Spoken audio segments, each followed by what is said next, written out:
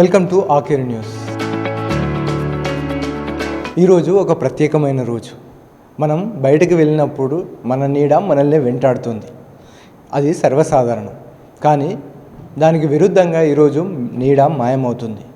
ఎందుకు మాయమవుతుంది, వాటికి గల కారణాలు ఏంటి అనే విషయాలను వివరించేందుకు వరంగల్ ఎన్ఐటి ప్రొఫెసర్ అప్పారావు గారు మన దగ్గర ఉన్నారు. వారిని అడిగి పూర్తి విషయాలను తెలుసుకుందాం.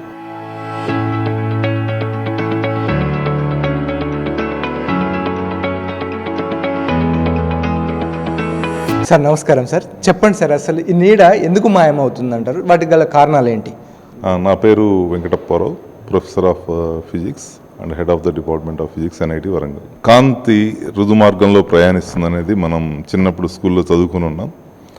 ఆ కాంతి ఏటవాళ్ళుగా పడ్డప్పుడు దాని నీడ మనకి కొద్ది దూరంలో, అంటే స్ట్రైట్ లైన్లో ప్రయాణిస్తుంది, మన నీడ కొద్ది దూరంలో ఏర్పడుతుంది. కానీ నిలువుగా పడ్డప్పుడు అది నీడ మన కాళ్ళ దగ్గర ఉంటుంది. అసలు నీడ లేకపోవడం అనేది ఉండదు, కానీ మనకు కనిపించదు అనమాట. అది ఎందుకనంటే అది ఇయర్లీ ట్వైస్ జరుగుతుంది. ఇది ఇప్పుడు ఈరోజు కర్కాటక రేఖ, మకర రేఖ మధ్యలో ఉన్న భూమధ్య రేఖ నుంచి రెండు వైపులో కూడా ఒక యాంగిల్ వరకు ఒక లైన్లో ఉన్న ప్లేసెస్ అన్నిట్లలో కూడా ఒక టైం ప్రకారం కొన్ని ప్లేసెస్లో జీరో షాడో ఏర్పడుతుంది. దీంట్లో సైన్స్కి సంబంధించి ఇందులో మూఢనమ్మకాలు అట్లాంటి వాటికి ఏం స్కోప్ లేదు. ఇది సాధారణమైన విషయం. ఇది ఎన్నిసార్లు ఏర్పడుతుంది అంటారు? ఇయర్లీ ప్రతి సంవత్సరం 2 సార్లు ఏర్పడుతుంది. ఈరోజు తర్వాత నెక్స్ట్ ఆగస్టులో కూడా ఏర్పడుతుంది. దాదాపు ఎప్పటి నుంచి ఎప్పటి వరకు శూన్య నీడ ఉండే అవకాశం ఉందంటారు? ఇది సూర్యుడు చాలా దూరంలో ఉండటం వలన మనకి ఏటవాలుగా పడేంత వరకు మనకి నీడ కొద్ది దూరంలో నీడ ఏర్పడేంత వరకు మనకి జరుగుతుంది. కొద్ది నిమిషాల పాటు జరగవచ్చు ఈ విషయం. అసలు ఈ నీడ ఎందుకు ఏర్పడుతుంది అంటారు సార్? నీడ ఏర్పడడానికి కారణం అదే. ఇప్పుడు మనం ఏదైనా వస్తువుని లైట్కి ఎదురుగా పెట్టినప్పుడు ఏమవుతుందంటే అది ఏటవాలుగా లైట్ పడటం వలన దాని నీడ ఏర్పడుతుంది. దాని యాంగిల్ ఆఫ్ ఇన్సిడెన్స్ని బట్టి మనకి ఆ నీడ పొడవు, నీడ పడే ప్రదేశం చేంజ్ అవుతుంది. ఈరోజు ఖచ్చితంగా మన హెడ్ పైనుంచి పడటం వలన ఆ నీడ అనేది జీరో షాడో అని ఉంటుంది. దీన్ని జీరో షాడో ఏర్పడుతుంది.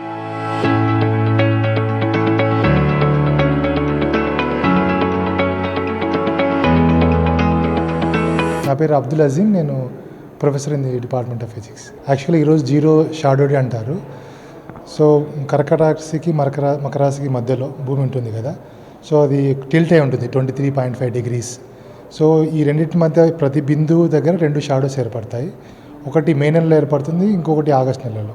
సో బెంగళూరులో ఆల్రెడీ April 24th చూశారు.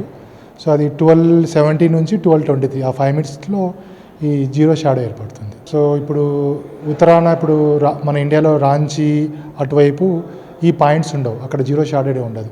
ఓన్లీ కర్కాటక రాశికి మకర రాశికి మధ్య 23.5 degrees ఎక్కడైతే బిందువులు ఉన్నాయో అక్కడ మాత్రమే ఇది జీరో షాడో ఏర్పడుతుంది, మిగతా చోట్ల ఉండదు.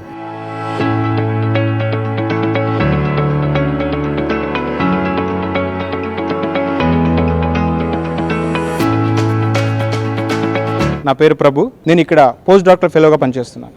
జీరో షాడో అనేది సూర్యుని కిరణాలు భూమి ఉపరితలం పైన 90 degreesతో టచ్ అయినప్పుడు మధ్యలో ఏదైనా ఆబ్జెక్ట్ ఉంచినట్లయితే ఆ ఆబ్జెక్ట్ యొక్క షాడో అనేది దాని మీద మాత్రమే పడుతుంది, పక్కకి షాడో ఫామ్ చేయదు. అక్కడ షాడో ఫామ్ అవ్వదు కాబట్టి ఇది జీరో షాడో అని చెప్తాము. ఇది tropic of cancer and tropic of capricorn. మన భూమి ఒక 23.5 degrees యాంగిల్తో రొటేట్ అవుతూ ఉంటుంది.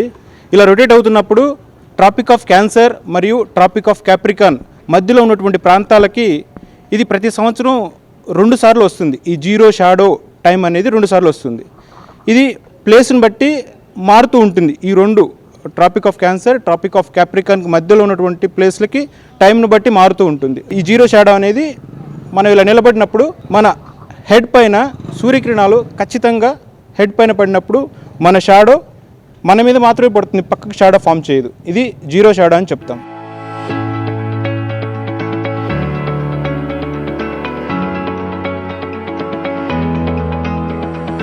అందరికీ నమస్కారం.